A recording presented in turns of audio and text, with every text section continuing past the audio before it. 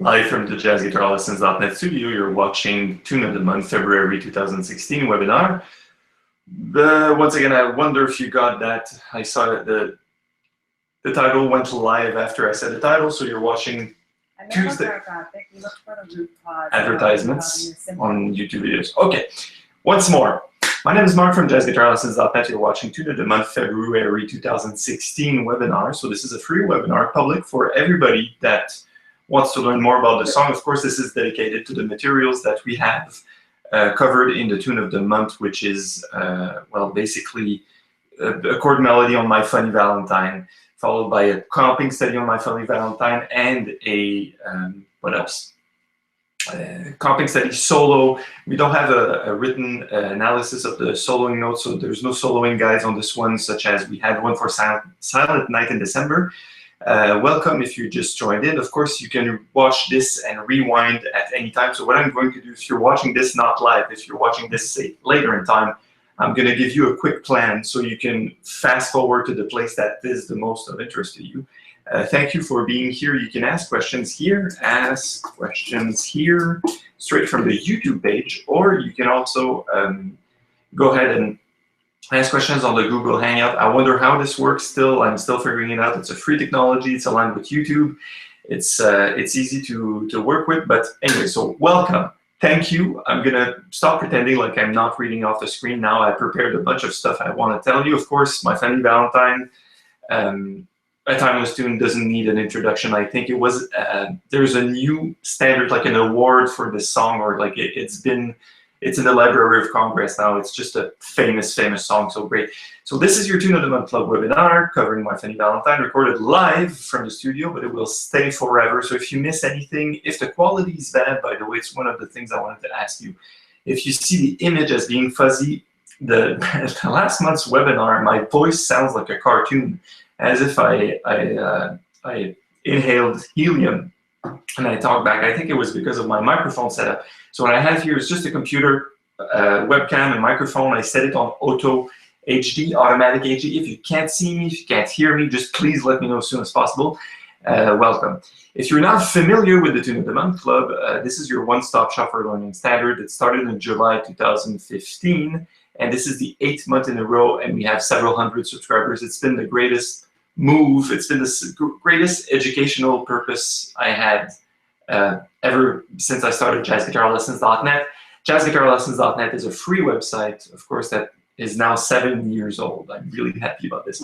So if you're watching, you can comment, chat from the page here, which I put a chat, a request, ask your questions here. If you're not, you can do this on the Tune of the Month platform. I don't know where you'll be watching it. It might depend on the technology I use, but there's often a comment form. Please ask a question. I answer my emails pretty much every day.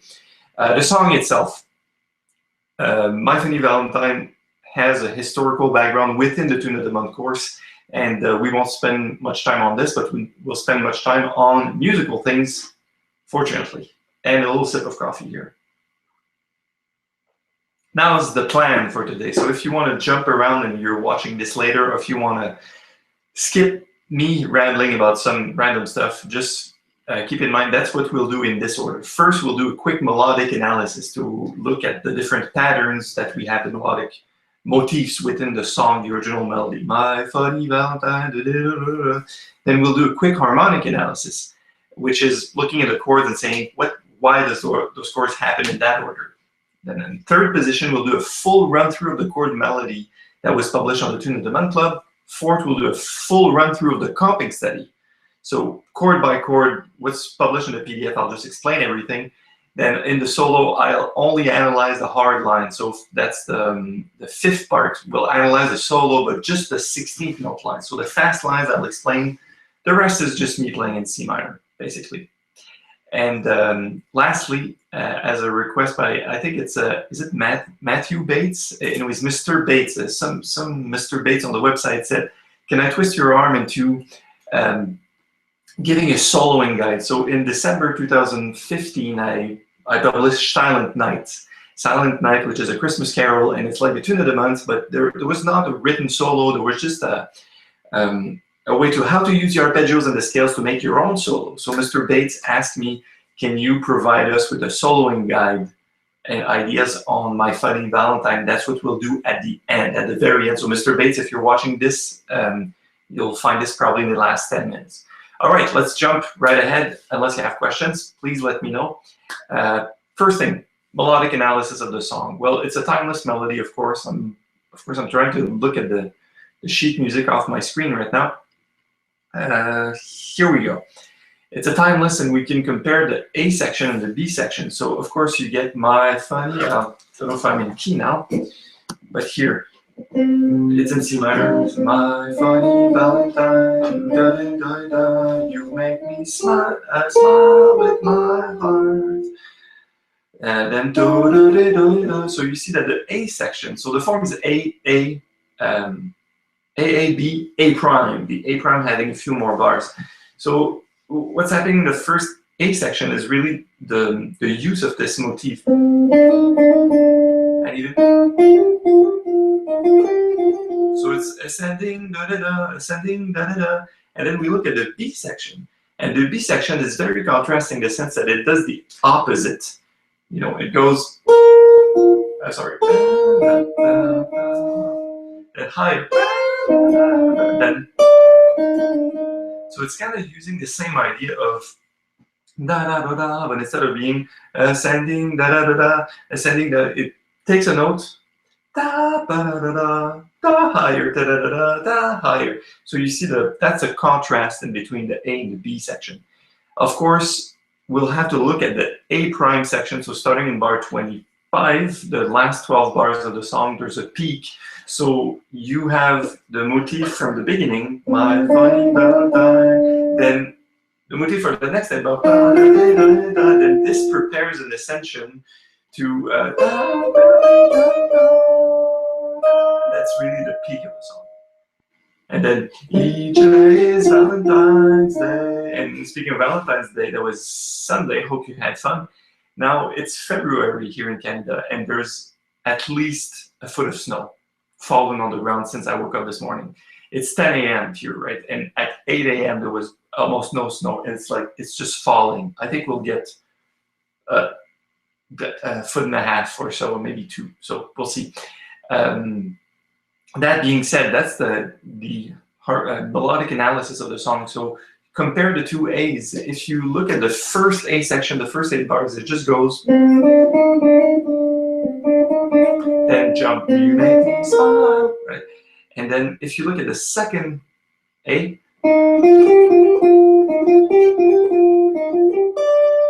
so it's the same thing repeated a third above, right? But it's still in C minor. That's the interesting part. And then if you look at the last A, it uses both.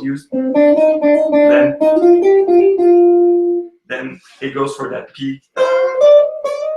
So that's a rather interesting melodic thing, melodic component to the song, which is, well, we kind of understand now why it's a classic and why it's struck a chord with so many people. That being said, it's time for one more sip. It's only 10:08, way too early for jazz. Okay, any questions so far? I'm just going to take a look at the YouTube page. No problems, no question. Good. Thanks for being here. By the way, if you're just joining, you might be watching this in the future, which is interesting. Now let's look at the next component, which is the harmonic analysis. Once more, the form is A, B, A prime. Each section except A prime has 8 bars. And the A prime has this extension that allows us to get that peak in the song. And the chords, you have to remember this, it's in C minor. So there are several ways to understand C minor. The first one is saying C minor is the relative to E flat major. So C minor chord, like not even C minor 7, it's just C minor. C minor, E flat major. They're the same chord, they're relative, right? So if that's the same as saying I'm in the key of C major, my guitar's out of tune, not badly, but because of Canadian winter, I assure you, to A minor. C minor, A minor, C major, A minor are related. They're related by a minor third, right? So that's where it is. C minor, E flat major. The other chord that's the most important is A flat major. What's interesting is that you can think of A flat major as being originating from C harmonic minor. If you know your C harmonic minor scale, so the A flat is right there, right? So those are the three most important chords, and you could consider, well, in fact, the bridge, the B section of the tune is really in E flat major. That's the chord that's in the middle. Then 2-5-1, keeps doing a 2-5-1 to E flat major until we go back to C minor in such a way. So I'm not going to do a full analysis of Roman numerals like 1, 4, 5, etc. But keep in mind that the A flat chord happens in bar 5, bar 13. So it's a nice, it's where it goes after having been for so long on C minor. And the C minor, one of the ways that people play My Funny Valentine is My Funny Valentine, My Funny Valentine. So you can consider the A flat as being just part of this natural bass line, which is not the one I used, by the way. I'm not using the traditional harmony in the Tune of the Month Club. I wanted to use a jazz harmony, like the Miles Davis harmony, more or less. So check this out. Over A, sorry, going to A flat. So that's kind of, you can say that's where the direction came from. So to recap, the most important chords are C minor, of course, E flat, and A flat major. The rest is just combinations of 2-5-1s and contours for basses. So say, look at the first bar, it's C minor, second bar is D minor 7 flat 5 to G7, so it's a minor 2-5, and the third bar is going to C minor 7, it's going to F7 after, so this is all in the same color range. It's all like C minor sounding, right? So that's why I'm saying there's 2-5-1s, but if you interpret them, you just have to see the logic that D minor 7 flat 5, G7, we're not on another planet. We're just in the same zone of C minor, right? So that's really all I wanted to explain. I'm sorry, regarding the harmonic analysis. So just look at it. There's extra chords, and perhaps for you they won't make sense right away. As in, you look at it like, where is A minor 7 flat 5 there? Where is this? We'll get more in detail about that during the chord melody and during the comping setting. All right, next step. Chord melody. Chord by chord, I'll just cover the whole thing. And if there's anything, you can just interrupt me in my rambling and ask a question or comment on wherever you're watching this in the future. All right, chord melody starts like this. Of course, if you're watching this, you're not a member of the Tune of the Month Club, you can always go and become a member in February. If you're past February, you can always get this arrangement either as, I call it in French, à la carte, so you kind of just buy the tune, or you could probably get it under membership to have access to all of this, depending. Just let me know if you have any questions, of course, and let's get going. So My Funny Valentine chord melody. First chord is a C minor 6. So what's important to notice that we have the C note here. So you have C, D, E flat, and G here. So that's just a C minor. In fact, you can think of it like an F7, but it's really a C minor 6.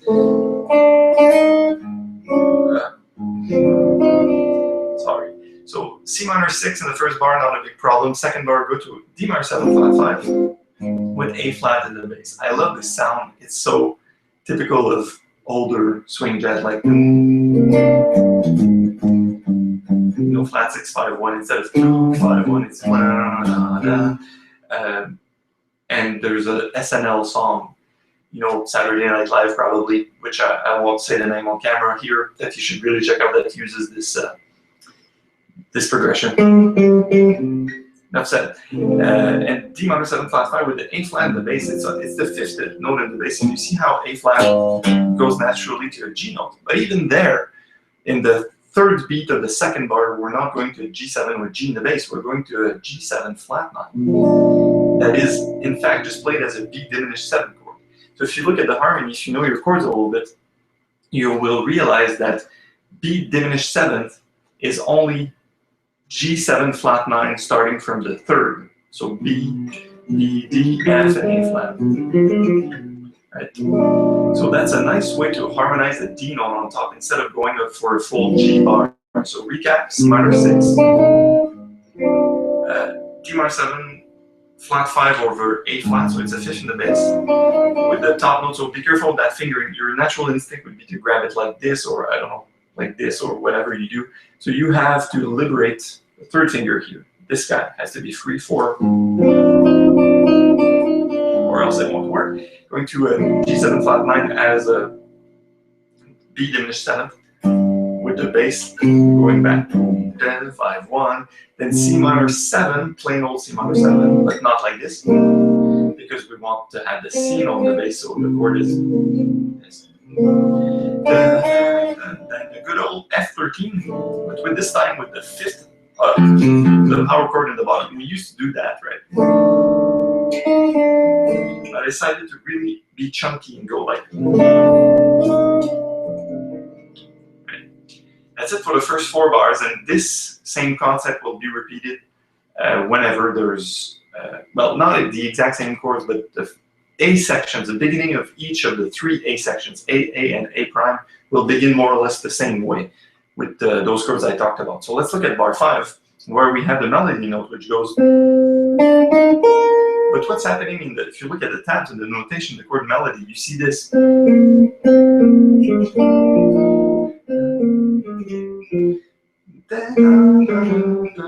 So it's all in C minor. Okay. And it's only a counterpoint melody. I didn't want to go. I didn't want to go chord by chord. I've done enough of this in the first 4 bars.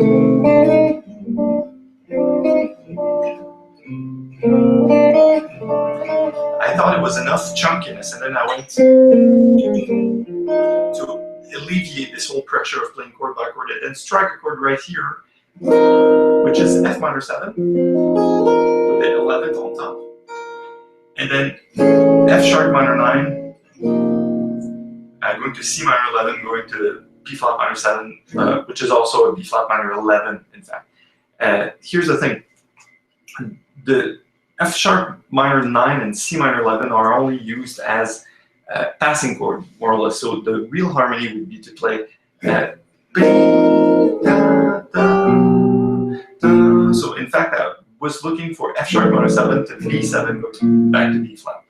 But I could not find a nice voicing, and my intention was to use like an A flat major, some sort of like an A flat major instead of that C minor, but it just so happens that the next chord is this. So I just went up 2 frets, so there's not much thought involved. It's just like 2 frets up, lateral movement. It's just all the same notes come down 1 tone, and that's time for one more sip of coffee.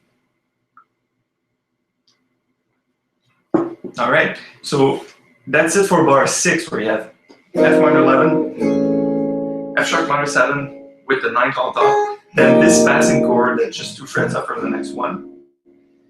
Then the bar 7 and 8, there's no melody actually, so it's really just me ornamenting and going like.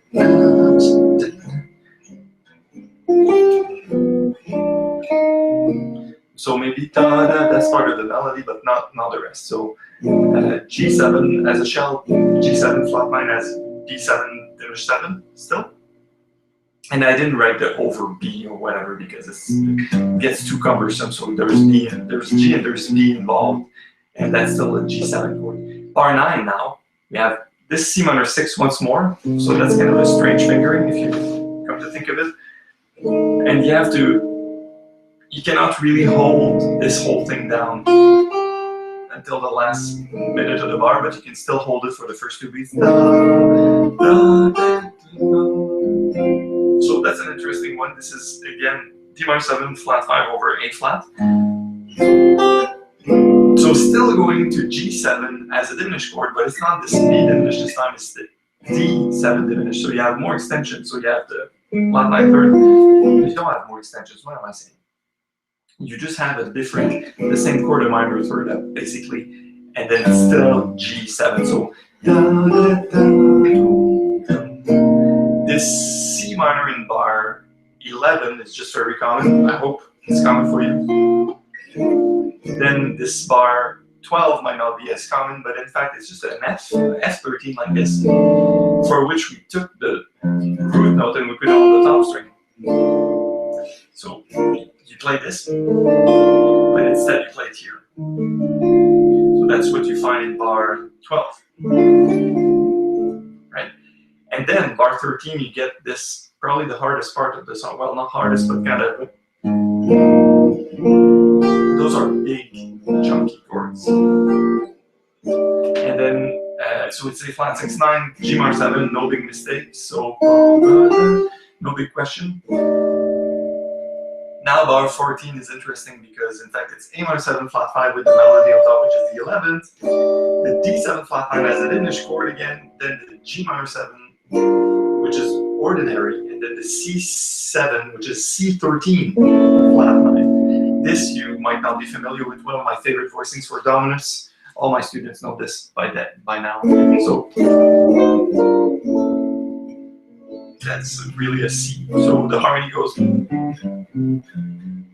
So A, D, C, A, D, G, C, right? So A flat to G minor 7 to A minor 7 flat 5 with a melody on top.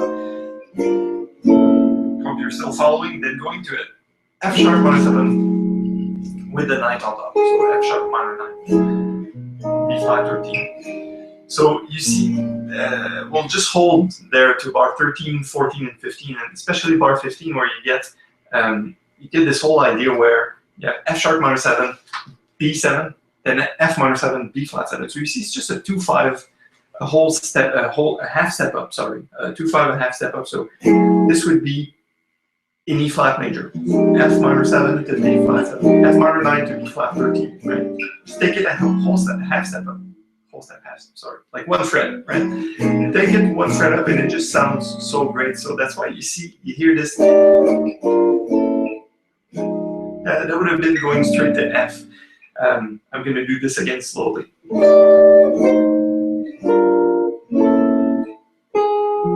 F minor 7 to B flat 7. But just to spice it up, and because that's what jazz men do, I did D da da da da, F sharp minor 9, B7, F. Right, so I think Miles Davis does this too, or a lot of people will do it because it's just a great way to go to E flat major, and it sounds, sorry. At first, it sounds and or looks as if it's like, oh, this chord doesn't belong there. Why would you go to F sharp? Like, I don't want to go to F sharp minor, but it does if simply you look at it from being a half step up from what's coming. So it's like call it side slipping, call it tritone sub, call it whatever. Okay, good. One more time through bar 13 through 16, then we'll move on. So.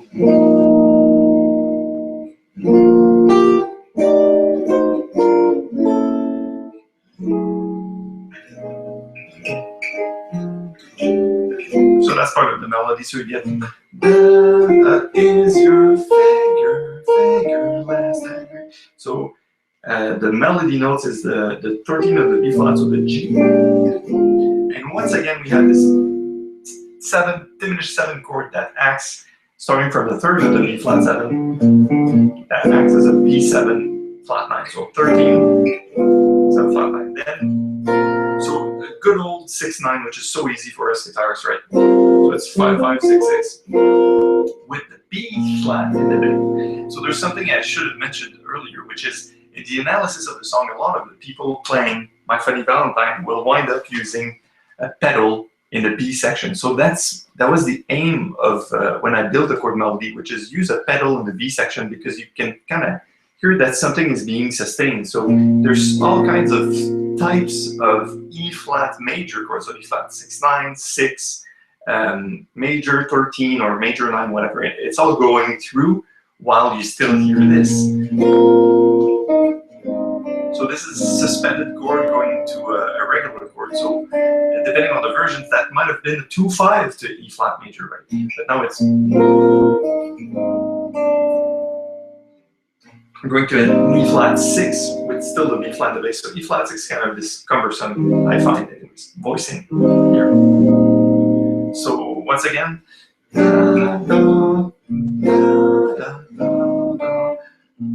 that's E flat 6 again.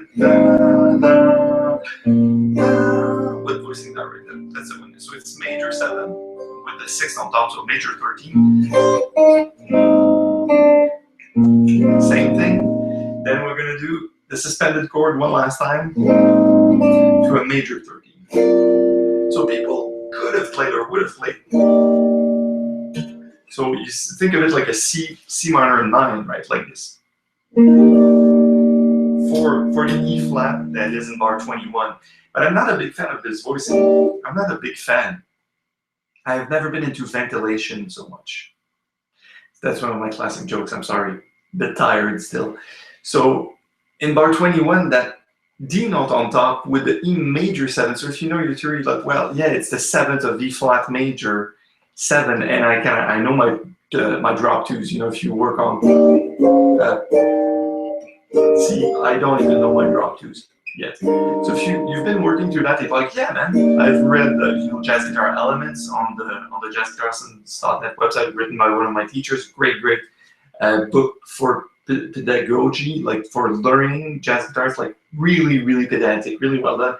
And this voicing is right, but it sounds like shit. Sorry, it doesn't sound good to me. So that's why I use this guy, which is another version of a 6/9. So if you think of it like this, 11, 10, 10, 10, 11. It's this beautiful E flat major 6/9 type of sound. But then you just pry your index, let go of the root, and you wind up with this. So don't play the bottom string, you get 10, 10, 10, 11, 10. It's just fantastic for voicing. So in context it goes and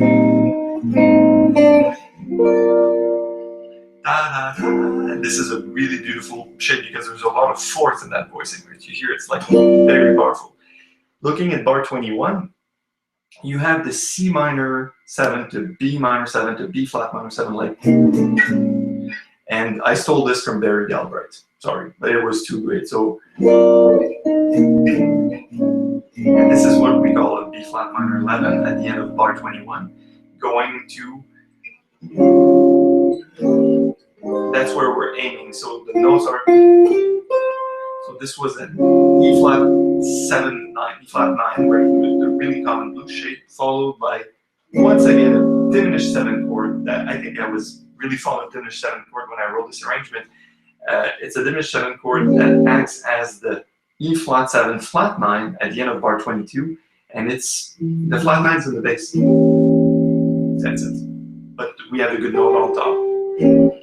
Then A flat major 7, no big surprise. That's just your regular or whatever. Okay, so bar 21 again.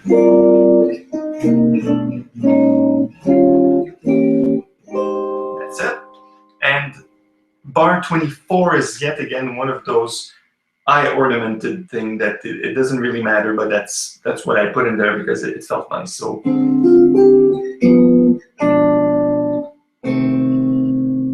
we're back to our bar 25, which is our last A section, so we can really speed over this. C minor 6, same as the first 2 bars of the arrangement. C minor 7, same as the next set of 8 bars, still the same. Then we'll have the peak of the song, and as you know, the melody, if you've listened to it a lot, it goes stay little Valentine, stay.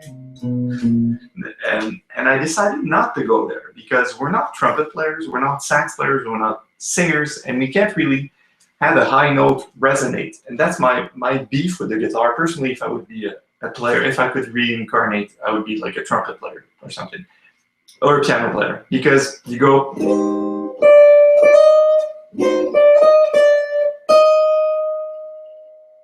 And it's kind of dead. If you start adding chords underneath, this note won't ring out because unless you pick it again, if you don't pick it, it's just going to stay there. Or you can always be a smart ass and do the. I don't know if you guys started to use this yet. If you didn't, highly recommended. You can be a piano player, strike a chord, hold a pedal, and it still sounds. That's pretty cool. But it's still digital. Like you hear, it's not the real chord. So you have to be creative enough to use it really well. Like Gilad Excelman, check him out. Israeli guitar player, extraordinary. I think Pat Metini dropped in a few good words on him too. Really love his playing. So And he's young too. He's young. He's younger than me, a few years, and he's just wow. Plays a lot with Ari Honig, or the recent years that was still playing with him a lot. That being said, in bar 29, and when the song peaks, what I did instead of ascending to a peak on the guitar, because that's guitar, I decided to descend and have a set of chords that are nice, big, and chunky and resonating. So see, I can still justify my choices, my harmonic choices when it doesn't always align with the melody. So I did.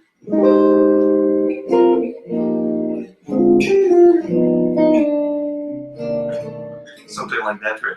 So that's the essence of it, is playing on A flat major, which is A flat major 7, followed by A flat major 6/9, A flat major 6/9 with a major 7, then B minor 7 flat 5, then G7 flat 13, which is one of my favorite dominant voicings too.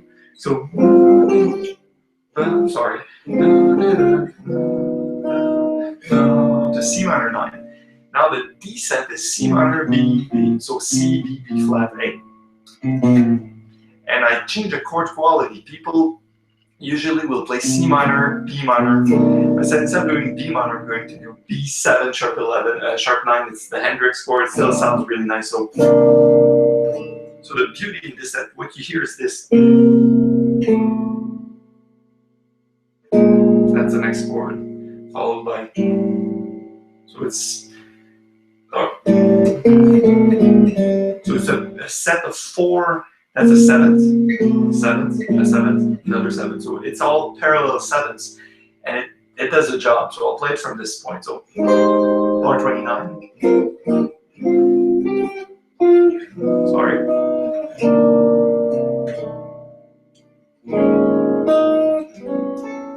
So you have this whole descending chunkiness guitar, and now you're left with the ending, which is the last 4 bars with a little cadenza. So you go. Each day's Valentine's Day, and we end on an A flat. So I just want to go back to bar 33 and 34 here before moving on to the rest. So it's simply that, which is the part where you could have looked at it in bar 13 probably. Is it bar 13? Yeah. So it would be kind of the same. And the other time it goes.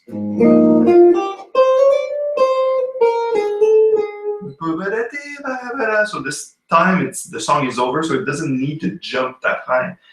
Sorry, I'm a little out of breath here. So F minor, the big chunky F minor, F minor 9. Once again, the diminished chord as a dominant, and we end with an E flat note. So A flat 6, G minor 7, F minor 7, F minor 9, B flat with a flat 9, then end on an A E flat note. The surprise there is that what we don't tell you once we hit that E flat note is that it's the tonic, but in fact the chord is not resolved yet, which I really love, and I'll do it for the special effect now on camera, which is.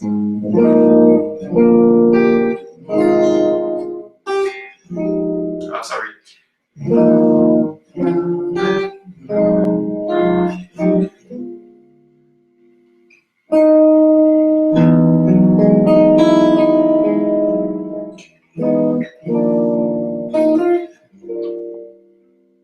Something like that. So you see that there's a surprise effect that we're saying, we're not going to give you E flat major immediately, we're going to give you E major, which is just a half step up. And that's one of the classic endings that you hear in jazz all the time, meaning that you can call it tritone sub if you want, but say you have a song in C major, don't play the C major chord right away, play this D flat major chord or C sharp major chord, and then resolve it back down. So that's exactly what I did, and since we are guitarists, we can use that opening, and you notice that voicing.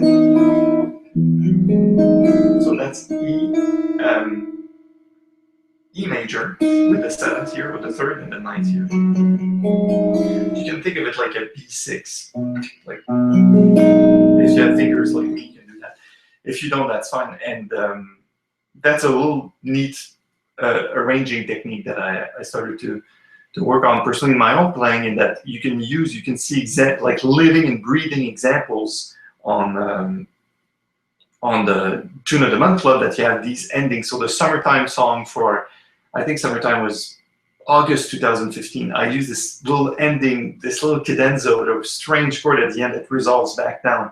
So that's something that you ought to be doing yourself when you're playing a gig or you're playing with people, always to show that, look, you know, there's a sense that we're not just playing the sheet, we're actually playing music too. So there's a compositional component to it. Might be adding an introduction, or that might be adding an interlude, might be adding a conclusion, like having a chord that you strike before the other chord. Of course, make sure that you are in line with the other players when you do this. If you don't notify anybody, you just go and everybody goes like, what are you doing? It's not written on the sheet. Right? One more sip of coffee, and we'll get to my Funny Valentine comping study. And I think I'll just address the chords that might be problematic for some of you. So, comping study, my Funny Valentine, 1, 2, 3, go. First bar, C minor 6/9, no big deal. C minor with a 6 and a 9. D minor 7 flat 5, G7 flat 13, love that chord. C minor 9, we get F13, no problem. A flat major 9, so that's one of my good ones. So it's an A flat 6/9. Pry and add the 7th on top. 13, major 13, G minor 11. So you hear the melody. Then F sharp minor 7, F sharp minor 9, sorry, to B9. So I know it looks like a D sharp minor 7 flat 5. In fact, it's just because it's the third in the bass, once again. B minor 7, the E flat 13. So this voicing we talked about in the chord melody, right? So it's the 7th is in the bass, and it would be the equivalent of doing this. Or it's just a string transference thing. Then bar 8. D minor 7 flat 5 with the 5th in the bass. We did that extensively in the chord melody, followed by G7 flat 13, sharp 9, flat 9, back to C minor 6/9 on the highest set of strings, D minor 7 flat 5, G7 altered, that's again flat 9, sharp 9, C minor 9 with the highest set of string, F9 followed by F13 once again, then A flat 6/9, A flat 6/9 again, jump. That's the hard part that we discussed in the chord melody also, which is A minor 11, flat 5, D7 flat 9, G minor 6, G minor 9, sorry, C7 altered, so the C7 altered is flat 13, sharp 9, flat 9, sharp 9 only, not flat 9, I'm sorry. So it's one of my favorite voicings also. So in fact, it's a B sus with the B, with the B on top. So it's an F minor, F sharp minor 11th, and you resolve the elements here. So that's why it's written on the chart B13, 13. Going to the B section in bar 17, so I'm going to scroll down the PDF here. Now we have all sorts of nice versions of E flat major 7. E flat major 7 is this. E flat major 9. E flat major 7. F minor 9. E9. Tritone sub. E flat major 9 that we discussed in the chord melody again. Followed by F minor 11. Followed by B13. B flat 13. Yet another E flat 6/9. So we had all these brands. So if you don't know enough E flat major voicings now, you had 5 different voicings for the same chord, because it follows some sort of a melody line that I built for the chord melody, for the comping study, sorry. Then still bar 21, G7, flat 9, sharp 9, C minor 9. So B flat minor 7, that's an E flat altered. Once again, the string transference would make it be this. So it's an E flat 13 with a flat 9, and it looks like 4, 5, 5, 5. If you're not familiar with this, spend a minute.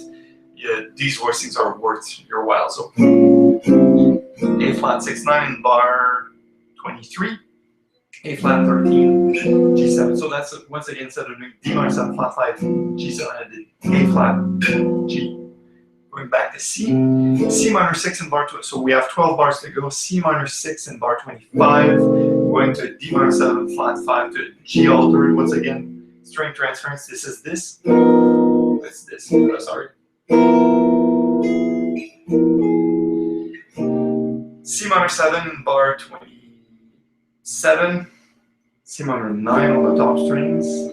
11. F9, F13. Bar 29, we have these different brands of A flat major. So, sorry. That's a D minor 11. So in fact, I was looking for D minor 7 flat 5.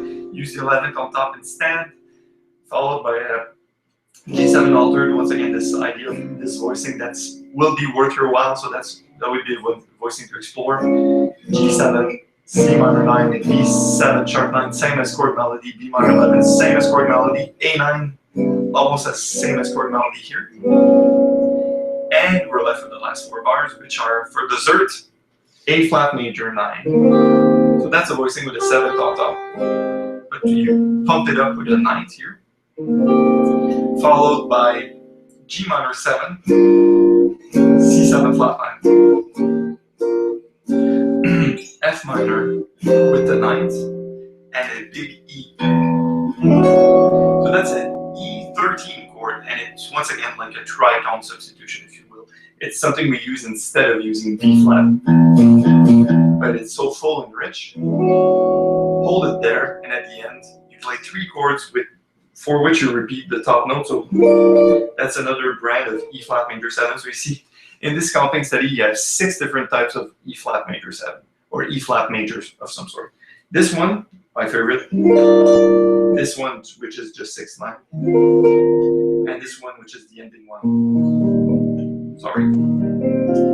So this is what I wanted to tell you about. In fact, while we're here, is the 2 bottom strings. So it's 6, 6, 5, 5, 6. The 2 bottom strings I play with a single finger. Look, I'm using a single finger. So you kind of put your finger right in between the 2 strings. And this might be shocking and surprising. Check out Ted Green if you want shocking and surprising chords. So that's it for the comping study. Time for a little more coffee. So as you can see, there's not, if you're familiar with jazz guitar to some extent, there's not so much material in that comping study that you can't do it. However, it's the way it's put together. It's this chord after that chord, and then, oh, the top note does that. So that's the type of things you have to learn to do. Hey, oh, I see Jerry's here. So sorry, I couldn't see the comments on the Facebook, on the YouTube page. I'm looking at it and it's kind of squished. So thanks for being here, and thanks for I have After Rock Radio. Say hello. I can reply. Hello. Hey guys. Yes, smiley face. So thanks for being here. If you have questions, please don't hesitate. We have about 17 minutes left, and I will be covering the fast lines in the solo, which is I think the first order of business, because people look at the fast lines. So when I say fast lines, if you're a member of the Tune of the Month Club, you would have gotten my Funny Valentine, and you will get bar 13, 14, 15, which is this part where the melody goes. Oh,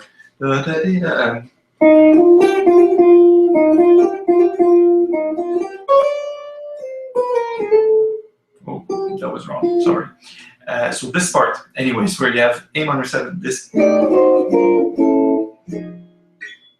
I played a line there that's in 16th notes. That's the first 16th note line, I'm sorry, of the arrangement.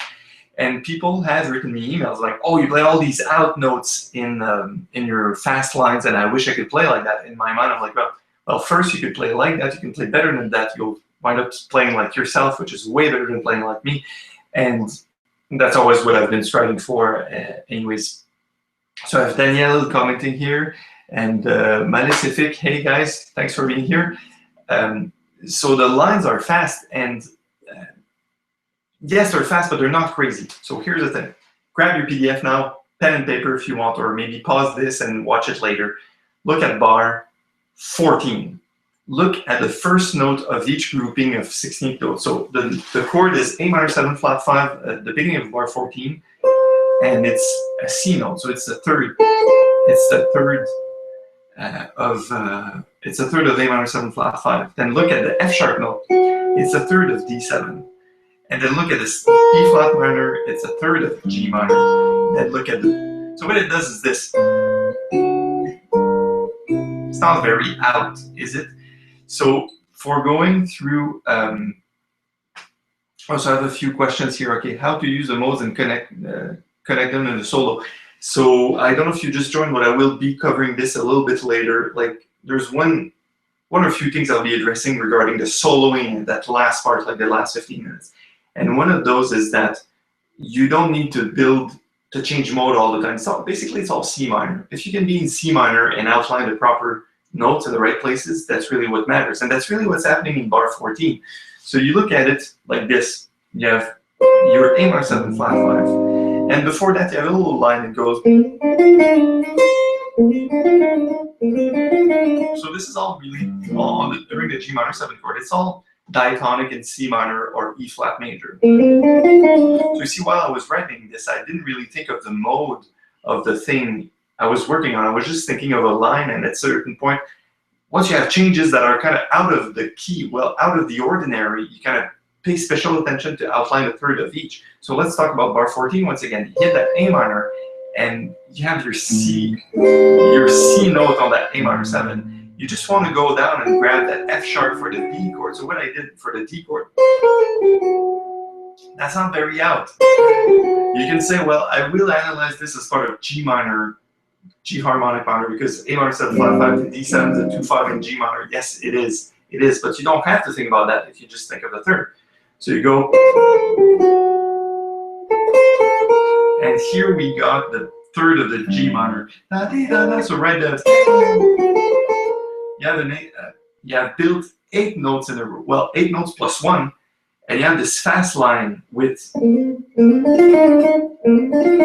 then, and you've been proper to every chord in the key. So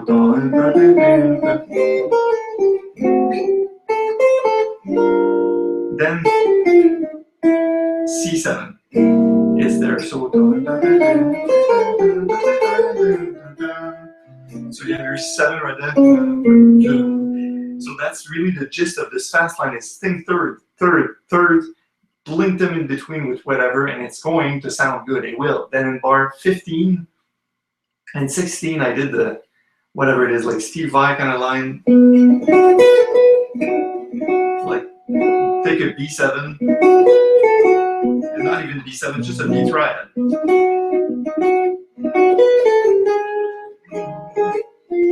So that's the first fast line, and then we're going to look at the second fast line starting at the end of bar 20, going into bar 21, just so you get a neat idea of what I was trying to do. Before that, I'm just going to look at the comments and the questions. I have After Rock Radio saying, "Hey Mark, love your videos. Thank you, thank you.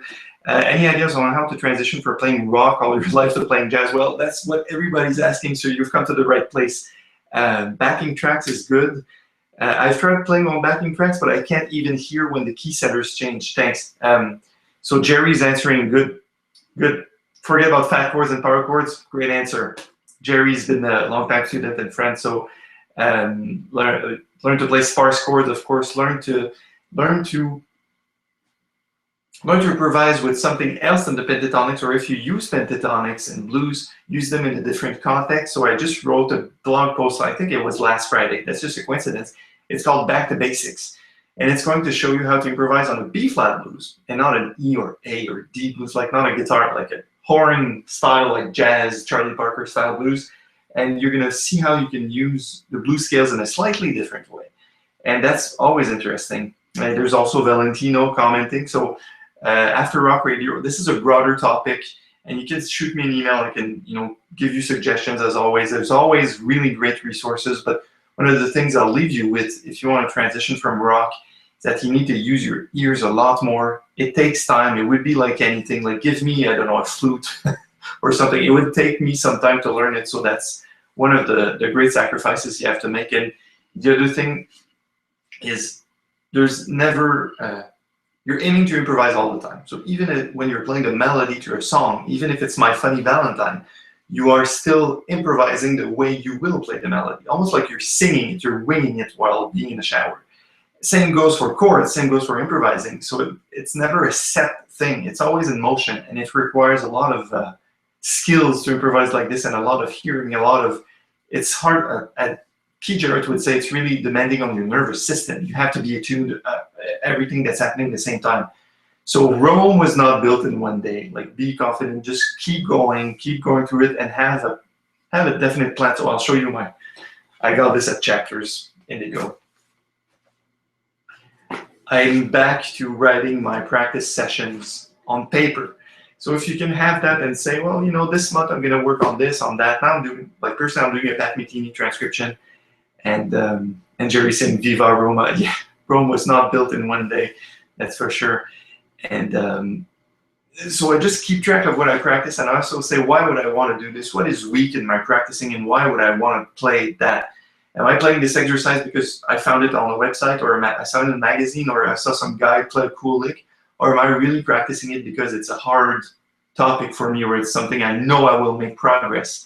Say I don't know the key of A flat major, and I start practicing it, I will gain so much out of it because I'm unaware that even this key exists. While if you keep repeating the same lines and just putting a backing track, you're not going to make much progress. So enough of that. More on that in another webinar, another video perhaps. So great question after all. Thank you.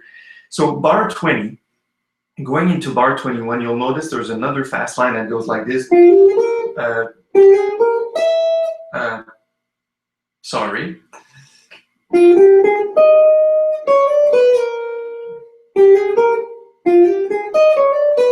So the rationale behind this is trying to hit that E flat note, which is the fifth of E flat's A flat 6/9, so A flat major. I was trying to hit that note. So how do you go from there to there? Well, I just played kind of in the key. You can consider this as being part of the diminished scale for B7 flat 9. So it's kind of, once you hit the target, target. So I hit another target with a chromatic. So the first chromatic, second chromatic, but still the target notes are really there. And the last line is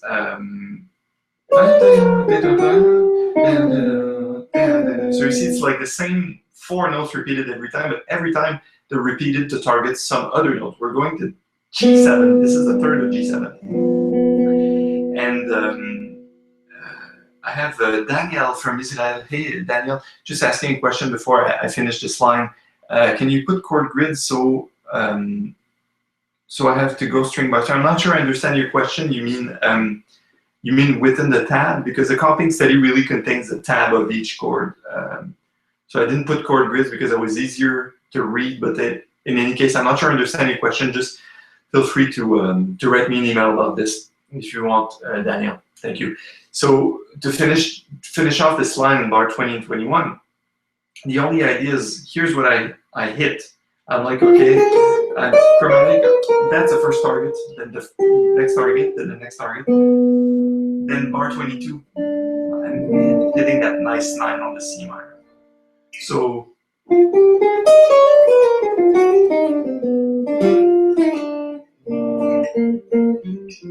that's really the second really fast line.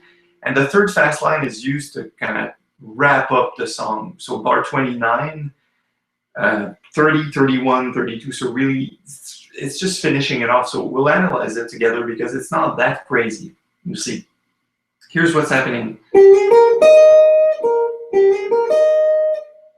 Sorry.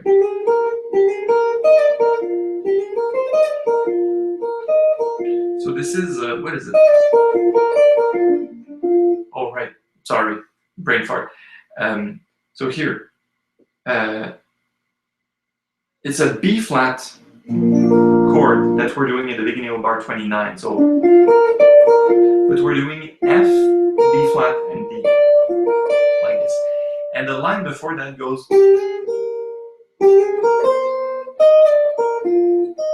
I just love that sound. So it's kind of a B flat that we're aiming at. Then, sorry. So it's all in the key of C minor. It's all the key of that A flat minor, and it's all aiming. So there's a note that I was fond of, basically. So I was like, so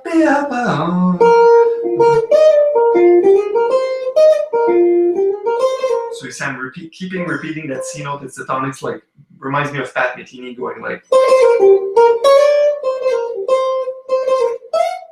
So it reminds me of like these, you know, these little things. So I kind of played around it, and I repeated a lot of that C note. So that's just really me playing in C minor, if you want. All the while knowing that the A flat chord is kind of passing by, right? And then at the end of bar 30, we're still going. So that was one of the target notes because it's G7. That's G. That's kind of all aiming in the G7/C minor sense. And then the bars 31 and 32 are just peaking and having a descending line on A7. So that's also bluesy, like something you hear Pat Metheny do all the time. You know, and descending line, then quoting the melody. Right? So it's not because there's a fast line that there's a lot of information. I think it's one of the things that we must remember and see. I don't think I have time to cover the materials and to give you a soloing guideline. Unfortunately, Mr. Bates, I wanted to make a special for Mr. Bates that asked for this, but I think I'll be able to cover it in a later date on the Tune of the Month Club. So to wrap things up with that idea of fast lines, I just want to make a little point that's interesting, I think, which is if you look at the Tune of the Month, My Funny Valentine bars 29, 30, 31, 32, 33, there's not a lot of information. It's just C minor with that little pass on the G7 that goes down this chromatics, like kind of chromatics, but it's not a lot of chromaticism. It's just this passing thing that we're still aiming for good notes. It's a G7 chord. We want to hear the B note, the B natural, of course. We want to hear the G note. We want to hear the E flat, the flat 13. And that playing in C minor mixed with this idea of intention, like blues note, bluesy-ish note, and mixed with this intention of just descending a scale. So you just have one information, which is scale, and you can really play a lot of notes within the scale, especially if you keep repeating notes, which is exactly what happens here. Like, you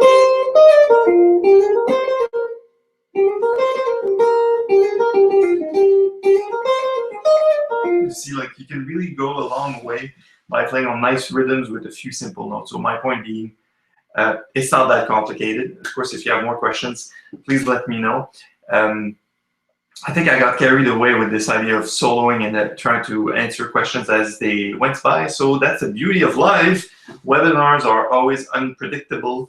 Just to wrap things up, unless people have questions, thank you for watching. Of course, I'm more than happy to do this kind of live session, and it's more interesting than having just displaying Tune of the Month. You have the materials, and you just look at what's there, and you can't ask questions. So the webinar is a great place to do this. If you're watching this in post, you're not watching this live, right? If you're watching this in replay, you can always ask the question straight on YouTube on that page, or you can ask it in the course page from wherever you're looking at this, because Tune of the Month is, well, you probably understand the format so far. It's just like, here's how I would play a chord melody, and you pick your chord melody or just a copying or whatever. You work on this throughout the month, and then we can ask questions. So the interesting part is that you've got stuff to work on. It's not just me showing you stuff. So here's, like, instead of just showing you how to read, I'm like, here's a book, just read that book. And that's beautiful for me because it's the first time I actually do this. Unfortunately, it doesn't come with explanations, and that was the goal of Tune of the Month. It's like, here, play that, and then come to the webinar, ask questions. So if you missed the webinar, you can ask questions anyways, which is my point. You can send me an email. I receive a lot of emails, like hundreds per week, but if you're really precise to your questions, like, is C minor 7 flat 5 this or that, and I can answer like yes or no, or if I can answer within a sentence, thank you. And my name is Marc from jazzguitarlessons.net. I'll let you go. This has been the Tune of the Month Club, February 2016, my Funny Valentine issue. I'll see you soon on jazzguitarlessons.net. Improve your jazz guitar playing with a real teacher, and take care. Thank you.